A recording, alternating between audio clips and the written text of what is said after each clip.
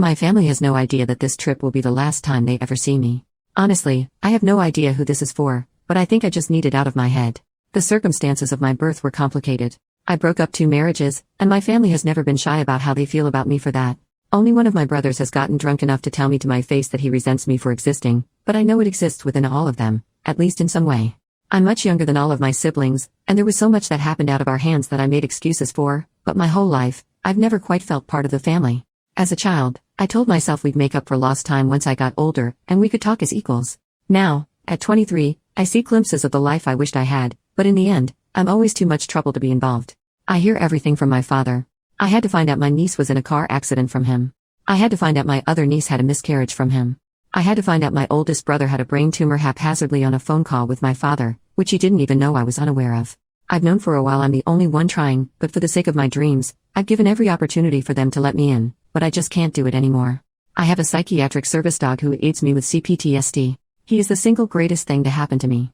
Not only did he save my life from myself, but he has made life livable. He can tell when I'm panicking and he knows pressure therapy to help me through an attack. He stops me from hurting myself in meltdowns, sits with me until the only noise I can hear anymore is his snoring on my lap. He allows me to go grocery shopping by myself. He is my soulmate, and anyone who knows me knows how important he is to me. My dating life isn't thriving, so I took a shot in the dark and asked my niece if she minded if I brought my service dog as my +1 for her wedding at the end of this month. I have to fly across the country to go, so I will be bringing him anyway since I cannot fly alone. I figured it couldn't hurt to see if he could not have to stay in the hotel all night. I do not technically need him for the event, since I'll know every guest, and I will be drinking pretty heavily to cope, but getting to spoil him with a bow tie, dancing, and steak sounded like the perfect reward for helping me on my flight. Several times, I emphasized that I understood it was an odd request, and she could say no if she wanted.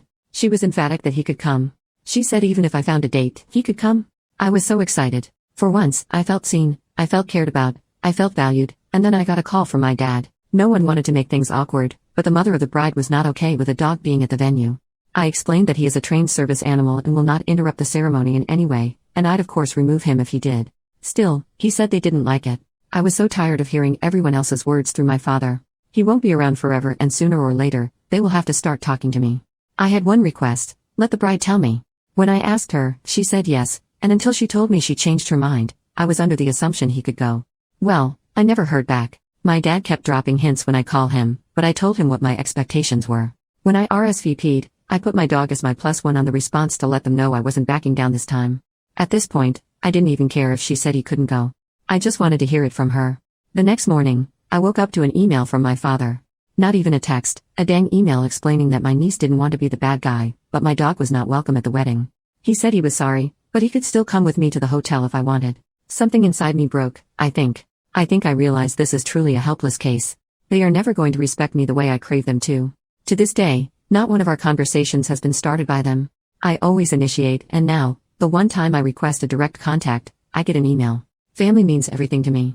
Over the last few years, I've redefined what a family can be, and if right now, my family needs to be a very damaged orphan and their service animal, I'm grateful I have that much. So, I'm going to the wedding, and then I'm never going to talk to any of them again. And the sad part is, I don't even think they're going to notice.